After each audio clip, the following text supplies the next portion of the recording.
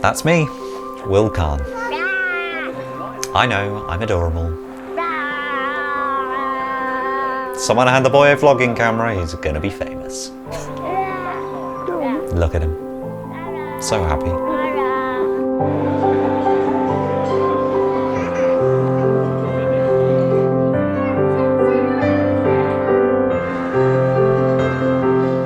My mum said I should write some letters to myself, to look back at what happened over the past year and to learn from it. So here goes.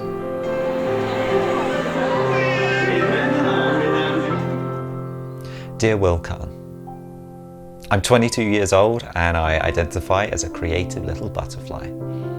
I have tons of friends and family who I care about and who care about me. I live in a great apartment in London. I'm studying film production. I'm starting a career that I adore. And yet I have one huge secret.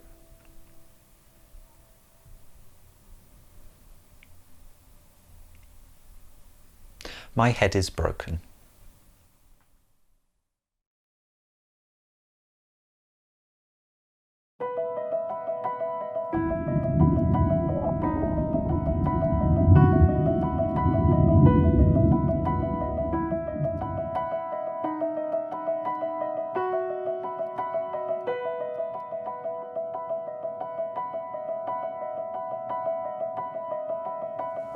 Welcome to GiftGaff's mailbox. You have 5 new messages and 14 saved messages. Here are your new messages. Will, it's Sarah. Answer your phone. It's an emergency. My friend is in central London right now and you will never guess what he just saw. Like, seriously, you need to call me back or call him. It's so cool. Call me. Will, it's your manager Elena. Hi. The YouTube Space have been in touch. Apparently you're not responding to their messages, so I've been asked to give you a ring. You know today is the day, right? Check your emails now. Oh my god, Will, it's Kim. Elena just texted me to give me the news. Congratulations. If anyone deserves this, it's you. You've been working on YouTube for what, like 10 years now? Oh crap, she just texted me to tell me not to tell you yet, but oh well, still, like, it's amazing. Hey, Will, it's Ewan. I'm on a bus and we just went through Piccadilly and your face, it's on a building? I don't know, I just thought you ought to know. Oh my god, I've just seen a picture. You're in a YouTube outlet. That's so cool. I'm so proud of you. Now call me back.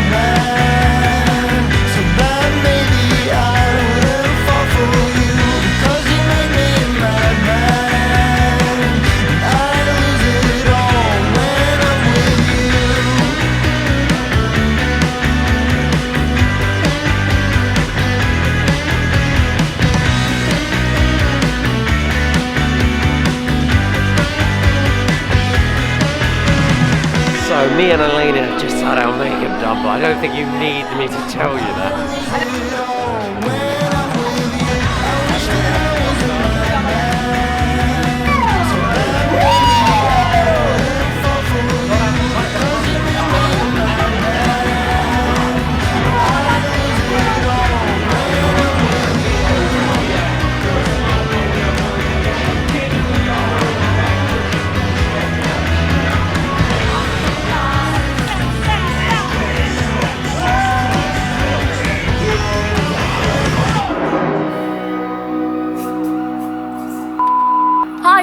Congrats, Elena. I know you're busy with uni this week, but quick update about Fame. It's just hit 2,000 views. Congrats. I know you hoped for a lot more, but honestly, that's great for your first short film. Fingers crossed it gets into festivals. Okay, bye.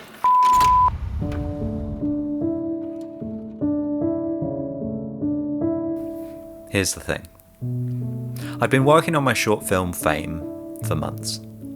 And in that time, lots of things happened that I was too busy to properly notice and deal with.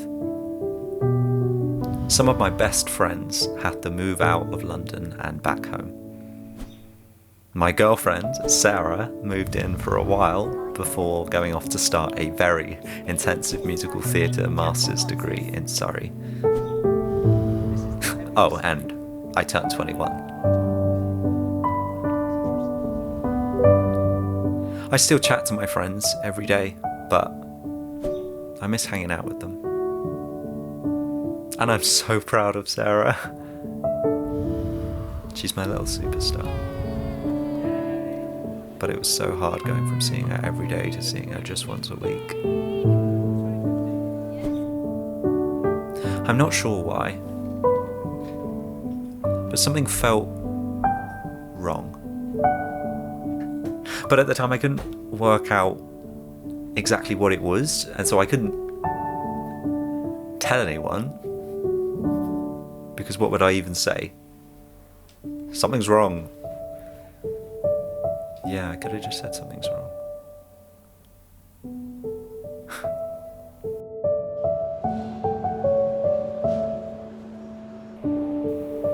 So what do you do when you get overwhelmed?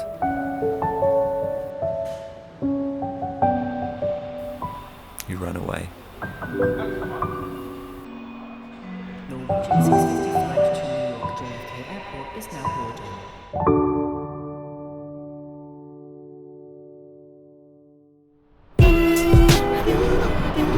Gotta ride with it, glide with it. Yo, you gotta ride with it, glide. Welcome to New York. Hydroplaning, and I'm distracted, so distracted. Another notification that I've been tagged in. Another headline, bare scare tactics. Bait clicking on the clickbait that I'm sat with. So distracted, I'm a TV guy. Last horizon that I saw was made by CGI. The last night sky, last night on Sky. I've got time when I'm online. Even when I'm off it, I'm on it, I can't stop it. Thinking what's the point in a moment without profit.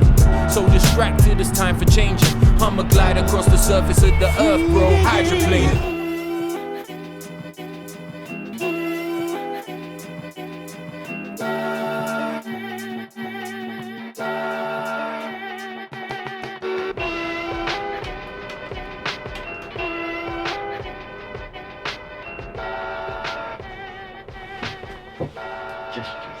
Gestures are good. Welcome to my hotel room. I've just checked in and I'm really tired, but I thought I have to give you a little bit of a room tour before I completely collapse and fall asleep. Now, historically, in the rare occasion that I would stay in a hotel somewhere, I would always end up staying in one of those generic budget, like Travelodge, Premier Inns, Holiday Inn if I'm lucky. But when it came to coming to America, I wanted to pick somewhere that was so unique that this would be a one-off experience that you couldn't have anywhere else in the world. And that is where I found, and that's how I found the Jane. Now, arguably this place is famous for having some of the smallest hotel rooms in the whole of New York, but all of their rooms are decked out to be like antique little cruise ship cabins. And the attention to detail from these like adorable thin doors to like the little luggage racks and the kind of like antique-y fans. It's actually really hard for it to come across on camera how kind of small but like quaint and adorable this place actually is. So I completely crashed out in my hotel. However, I thought I need to get myself into this time zone. So I forced myself to get up and go out and get some food. So I thought, what food shall I get? Well, I need to get some American takeaway food that maybe because it's such a hot day, I can go and eat on the side of the Hudson River. So I'm gonna go, wait for this, to Chipotle. Okay, I found my Google overlords, and sneakily, like a snake, because I've been to the space so much, my phone automatically connected to the Google Guest Wi-Fi, which I think is fun. Oh my god, I can see it. Yeah. I've always thought that when I grow up I'd like to live in New York. Maybe it was just from watching too much Friends and movies like 13 Going on 30. I guess I also thought that it would be a natural place for me and Sarah to live. There are two homes of theatre in the world, London's West End and New York's Broadway. And in film and TV, London and New York are two of the most exciting places on the planet. It always seemed like a perfect fit. New York City is like an American London, with taller buildings. So I could 100% see myself having a future here. But it really isn't that different from where I am already. Except they have IHOP and Waffle House. I don't think it's where you are that makes you feel like home. It's the people that you're with. And as I wandered around the city, taking in the sights on my own, I started to realise that.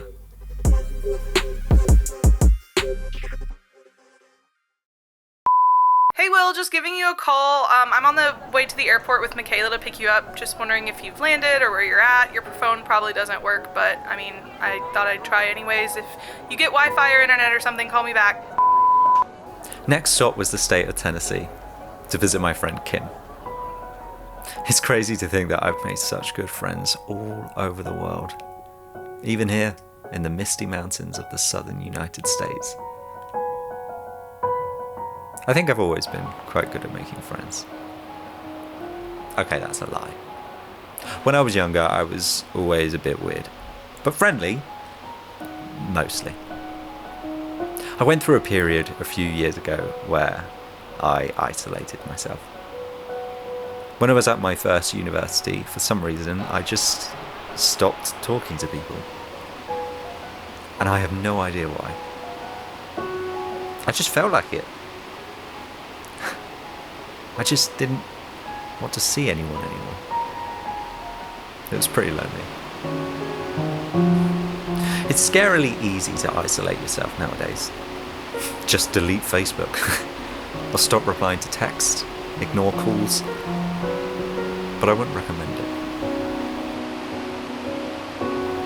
Since then, I've tried to make friends wherever I go.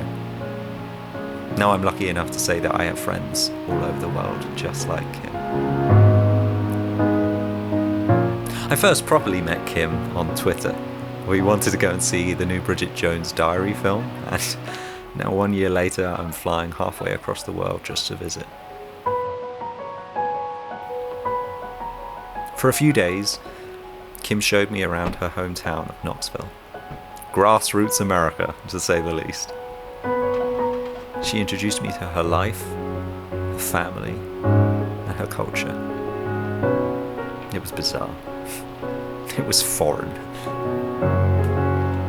But it was wonderful.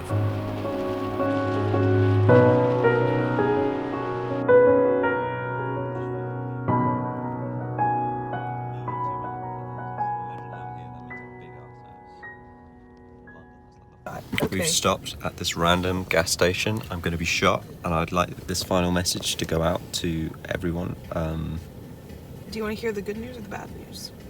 I'd like the news.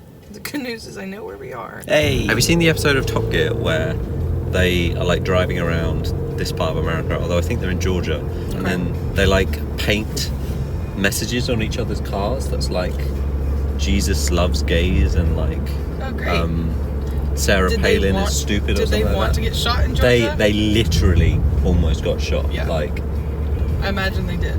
they got chased out of the state. It was epic.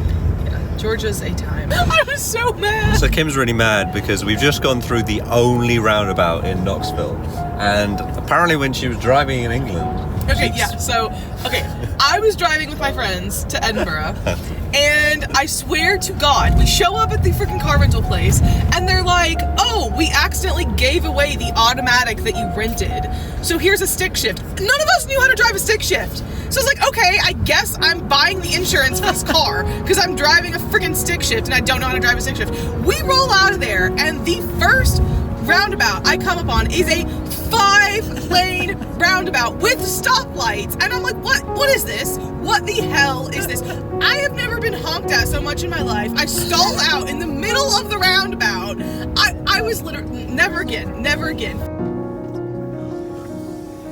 Welcome to Krispy Kreme. Apparently these have come straight off the, I want to say grill? Mm-hmm. Like fryer. They're not straight off, but they're pretty close. Oh my god. Yeah. I see what you mean, it like melts in your mouth. Yeah. If you're into obesity, 24-hour drive-through. So you don't have to leave the car. 3 a.m. donuts. Thank you, Kim, for this experience. I know. And now you're gonna have to go back and get the ones that have been sitting in a truck and are like cold. Mm-hmm. It's not the same. From like co-op. Yeah. You're like, oh, brilliant. This is the first thing I've had in America that I'm like, yeah, no, this is better.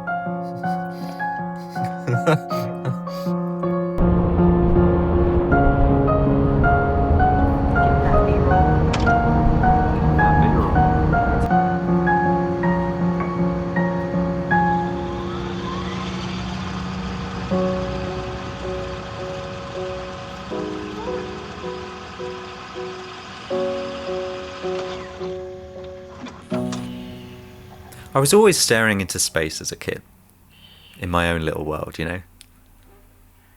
But I've also always been loud and outgoing. So I guess there's always been this clash inside my head. I think everyone gets anxiety sometimes. It's that cringy feeling when you're high up and you look over the edge. Or when your dad does something really embarrassing, or the butterflies in your stomach when you're anticipating something really important. It's a natural instinct, part of your biology, to keep you safe from danger. It becomes a problem when anxiety begins to take over your life. When the ordinary and mundane starts to make you panic. My first memory of a panic attack was in my first year of university. At the time, I remember thinking that I was being really attention-seeking. Although looking back, I realised that there was nobody watching. So there was nobody to seek attention from. Something you should probably know about me by now is that I am really stubborn. So when I felt my body starting to overreact and panic to ordinary things, what did I do? I decided to put myself in a genuinely dangerous situation, almost to try and reset my anxiety meter. Something you probably didn't know about me, but now you do, is that I'm really stupid.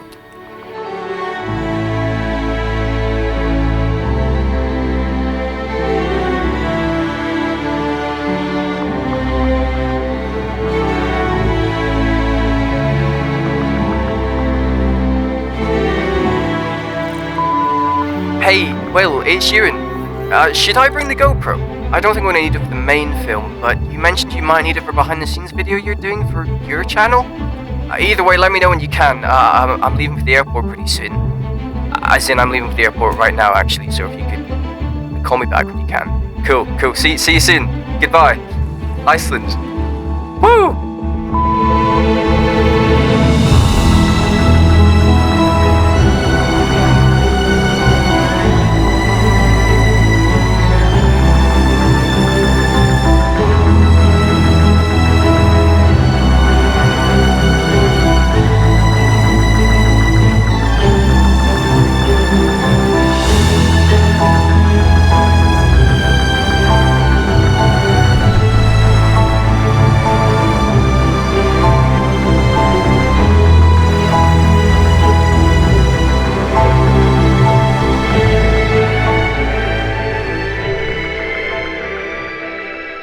Okay, we've come to the first location. We're going to be filming at 3 locations today because we only have 5 hours of sunlight. Which is not that long, Which considering we have a lot of driving to do. It's not great, which means we need to like fast pace through it to do everything, because last night we drove all the way through the dark to get to where we were, and then we woke up this morning, it's like mountains and craziness. Crazy stuff happening all about here. Literally, right? We're pretty much ready. You know what you're doing?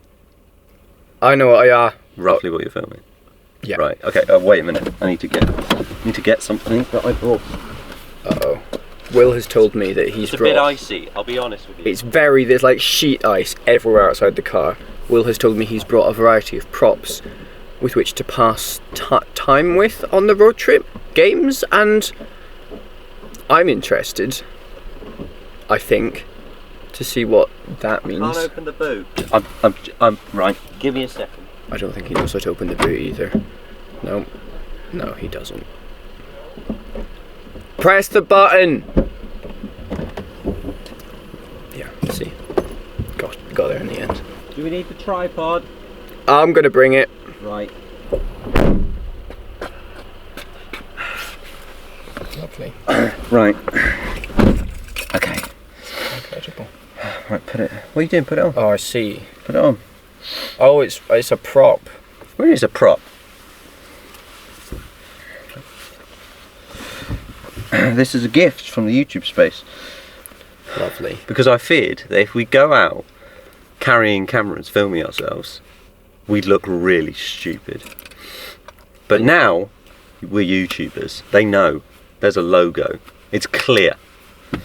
You want me to wear like it's all day or just now? Well, most of the in the light, because then I'm feeling they will know that we are YouTubers, and there's that kind of that's why, that's cool, awesome. I think it's a cool scarf. That is what people will be which thinking. is why we were given That's what them. I'd think if I saw someone in this. I truly believe it. Right, let's get They're a cool dude.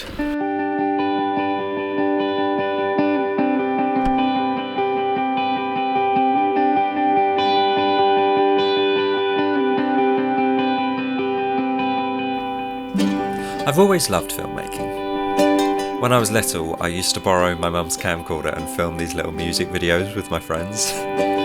People always used to say that I should do it for a living. There's something about being creative, taking the craziness that's inside your head and turning it into something that other people can experience. I just love it.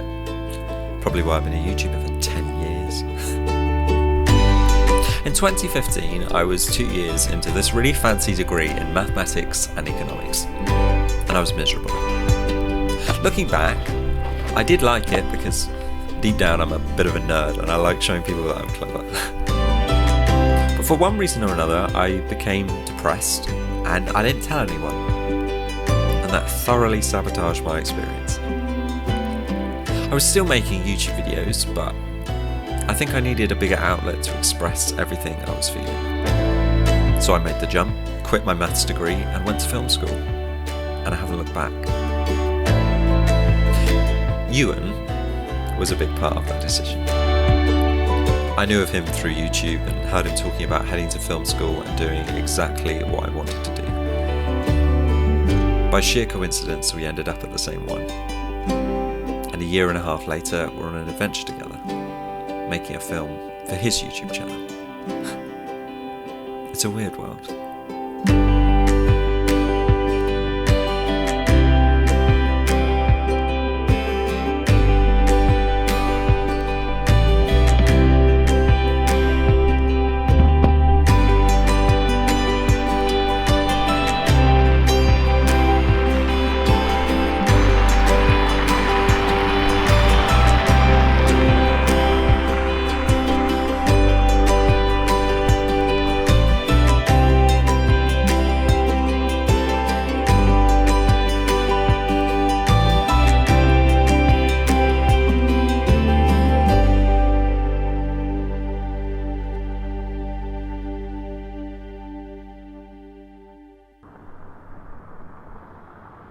Depression is the brain shutting down. Like when a computer becomes overloaded and wants to turn itself off and on again. It can be triggered by any event or build-up of events that cause internal conflict in your mind. The difference between yourself and a computer being that it's a lot more difficult to hit the off or reset button when you're a living, breathing human. Cool. And then if we swap... People with mental health problems can often seem illogical, and so the knee-jerk response can be snap out of it.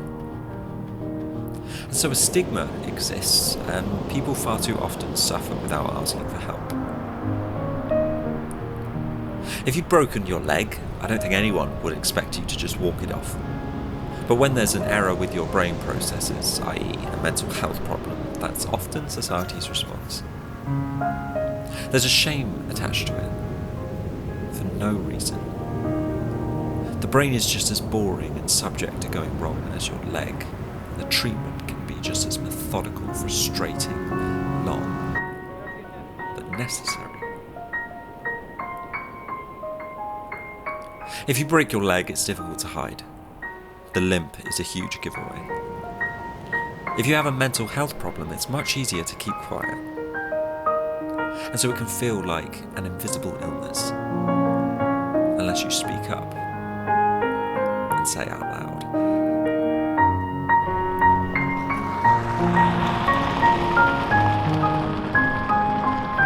Something's wrong.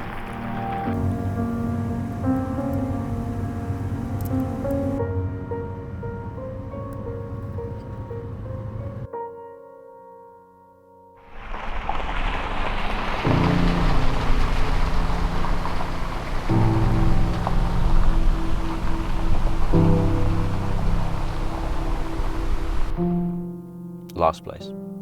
This is it. The finale. We've done Iceland in 1 day, or 5 hours, and The sun is setting, so I feel like we go to the base of the waterfall, record that. yeah. And then there's a little path that kind of winds up to the top. So we should end this whole adventure, this day out in the wilderness, by watching the sunset from the top of the waterfall. That's a long way up.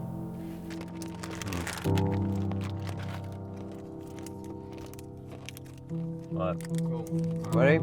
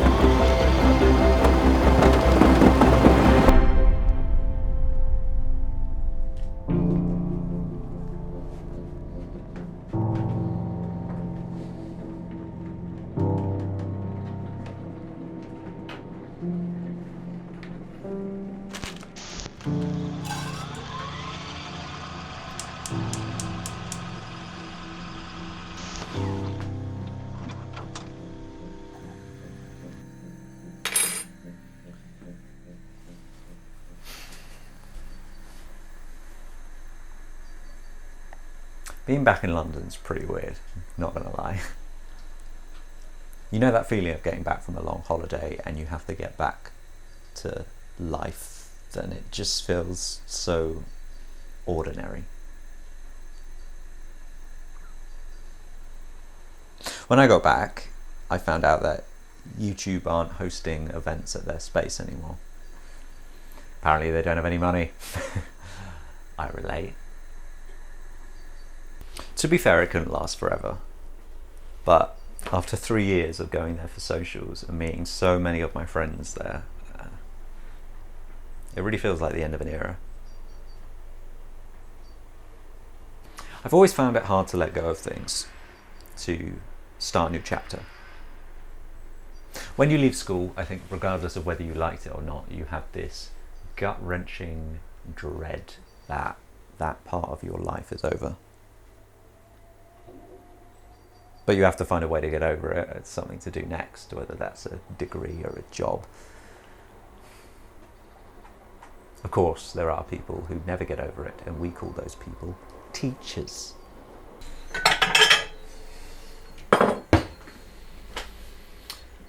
I found a producer and I went into production of my next short film. It's way too much work. Way too much work, but I enjoy doing it, so it's fun. Do what you love. I hate people who say that. One of the scenes is actually set in a school, and we filmed it the other day with 3 9-year-olds. Can you imagine?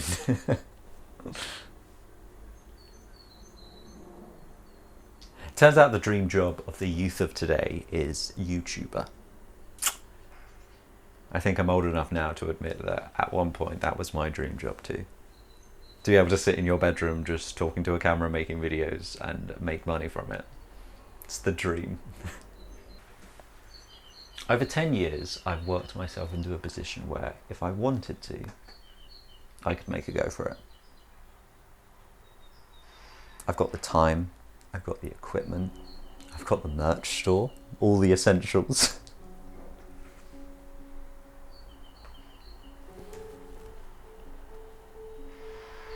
But there's something stopping me. I just don't want to, even though it makes me happy. Does that make sense? I know it doesn't make any sense. Why would I not want to be happy?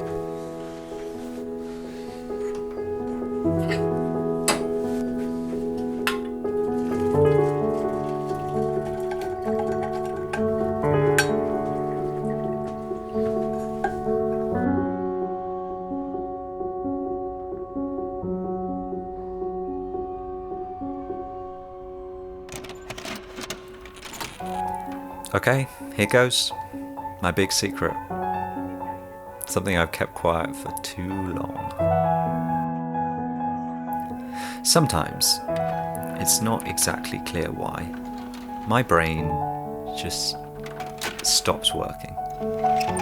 That instinctive desire that we have as humans to be as happy as possible just stops. Some switch is flicked inside my head and the new goal becomes sadness. It almost feels right to be unhappy, even though logically I know that that is wrong. Over the years, I've learned to notice the warning signs. I've learned to fight it when it comes on. But this time something was different. I'd begun to suffer from such bad anxiety that maybe my natural defenses were somehow weakened. So inside my head, unnoticed by everyone around me, slowly, so slowly,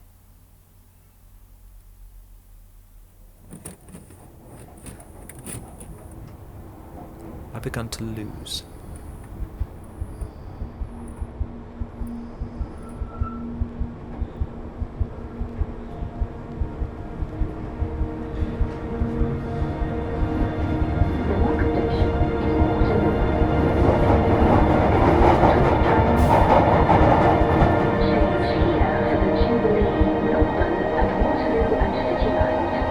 National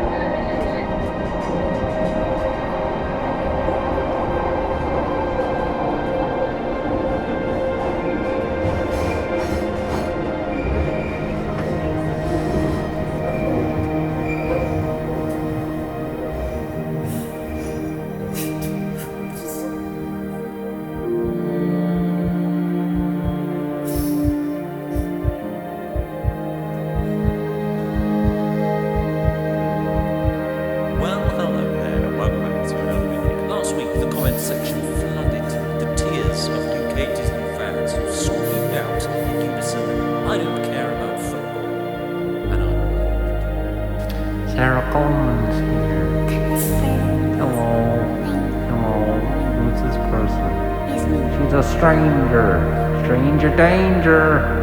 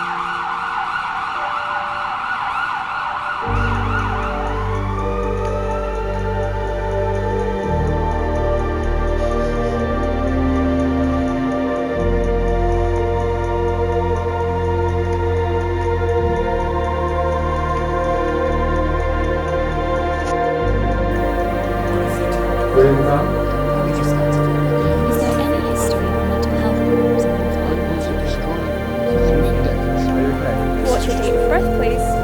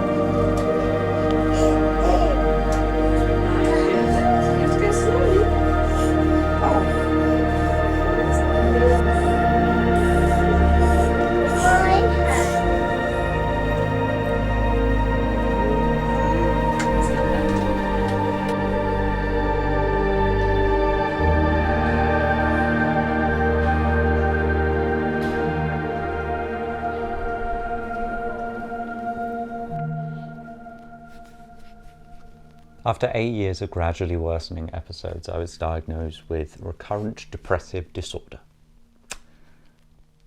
Nobody seems to know exactly what causes it. The main theory is that it's something to do with the chemicals in my brain that's responsible for mood just fail.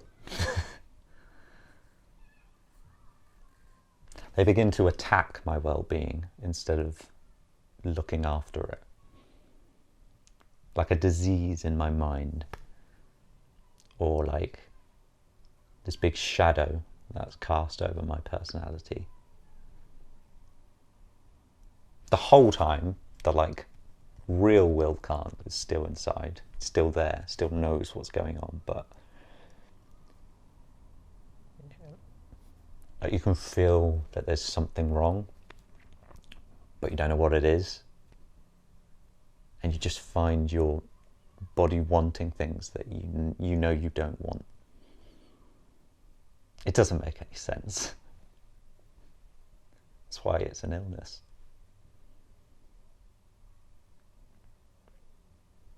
But like any illness, once diagnosed, it is treatable. It's really hard to ask for help. Especially if you're like me, arrogant, independent, and secretly a little bit shy. But once I did ask, I was inundated. When I went to A&E, I was seen within 30 minutes. When I went to my GP, they listened and they knew exactly what to do. Unfortunately, they do get it all the time. When I told my mum, she listened, and over time she began to understand, and she helped a lot. When I told my friends, they listened and told me, some of them told me about their similar experiences. And generally they gave me lots of hugs. Charities reached out, I got given support numbers, treatment options, and most importantly, reassurance that I was not alone. It's tragically common.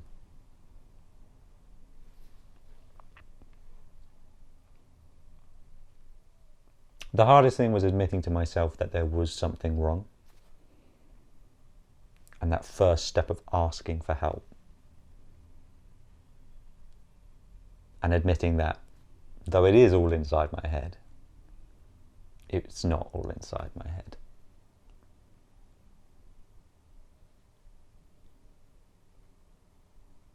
I should have asked earlier before it got so serious.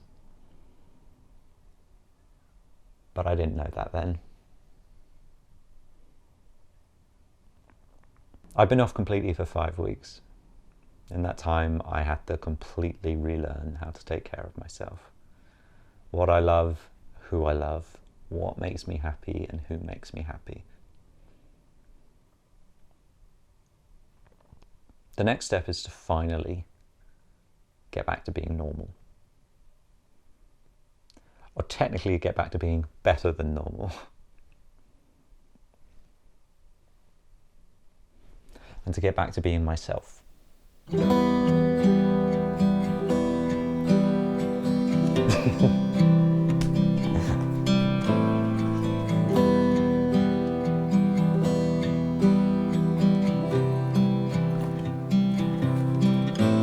Leave your toothbrush next to the kitchen sink just to be kind.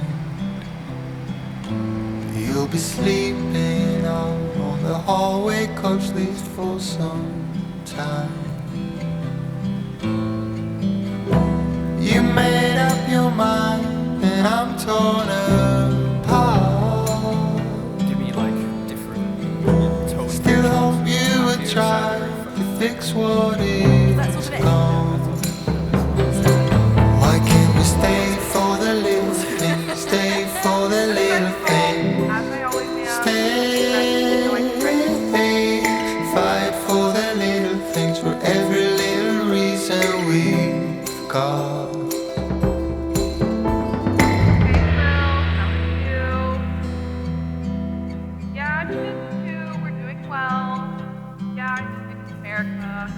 Still hope you would try to fix it. Why can't we stay for the little things? Stay for the little things. Stay, fight for the little things, for every little reason we've got. I wanna stay for the little things. Stay for the little things. Stay, fight for the little things, for every little reason I've got.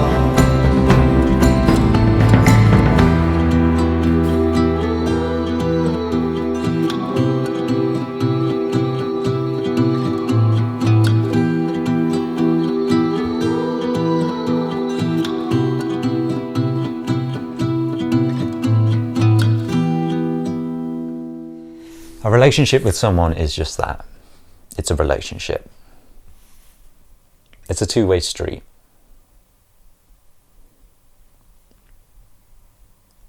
I'm in love with someone, and I have been for 7 wonderful years.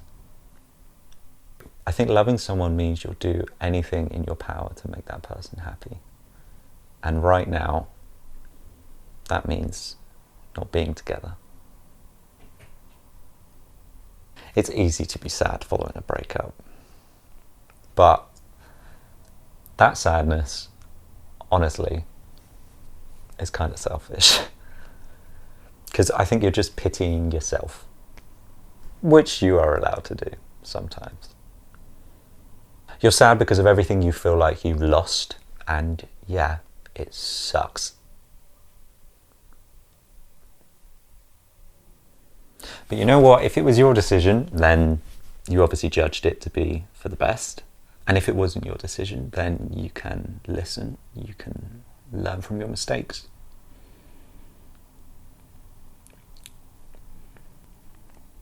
Personally, I think I needed to learn to love myself before anyone could stand a chance of loving me.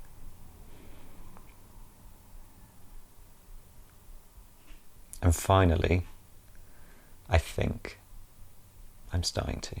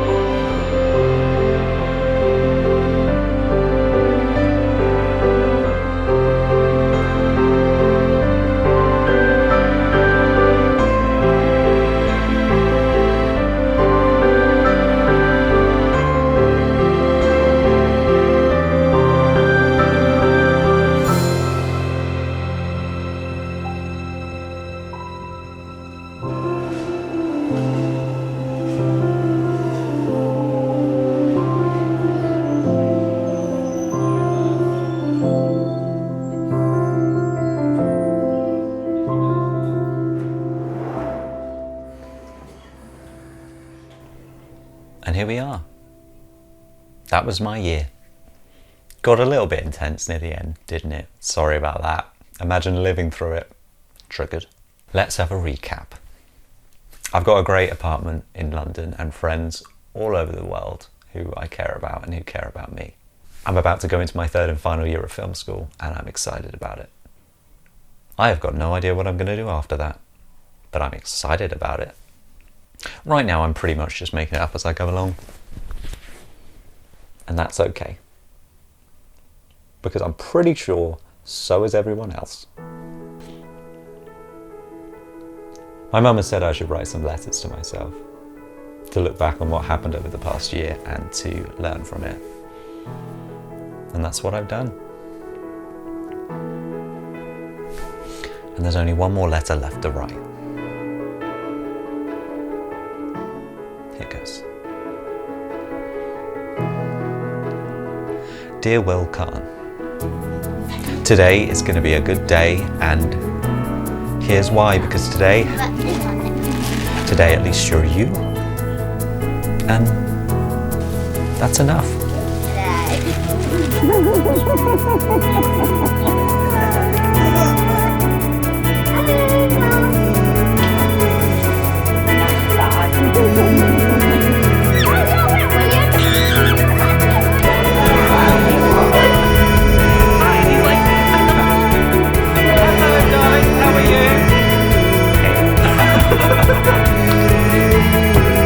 This is Will Quality and its sister.